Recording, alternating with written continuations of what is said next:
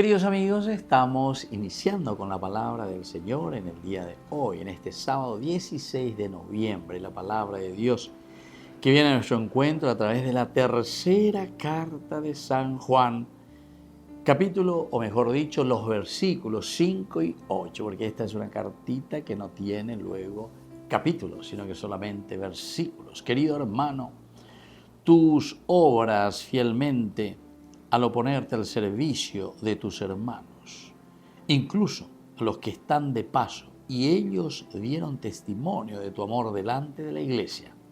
Harás bien en ayudarlos para que puedan proseguir su viaje de una manera digna de Dios, porque ellos se pusieron en camino para servir a Cristo sin aceptar nada de los paganos. Por eso debemos acogerlos a fin de colaborar con ellos en favor de la verdad. Queridos amigos, esta tercera carta, ¿verdad?, de San Juan es un conjunto de recomendaciones. San Juan con esa experiencia lleva.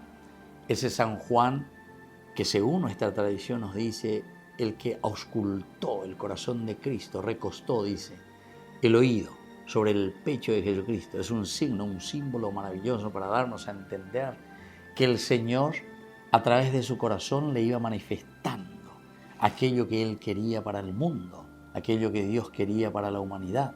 Y por otra parte también Juan nos representa a nosotros la capacidad de auscultar, ñajentúa, lleva peñan de yara, con azoiteuide.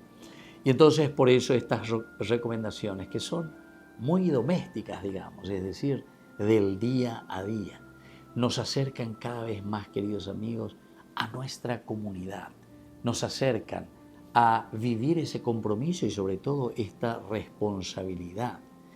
Ciertamente que cada uno de nosotros que estamos al frente de una comunidad tenemos también una gran responsabilidad, porque tenemos que saber auscultar, entender, saber cuál es el latir del corazón de esta comunidad y del corazón de Cristo. Aupeisañas endurirea lleva peñan de yara o yerurea a su comunidad y lo que la comunidad necesita y le quiere transmitir a Dios. Entonces, como líderes, como los que estamos al frente de la comunidad, tendo taisana lleva ñajendu hañambos a sabeñan de yarabe, yaya pojamueisa peja o yerurea ñande. Que la bendición de Dios descienda sobre todos ustedes, el Padre y el Hijo y el Espíritu Santo. Amén.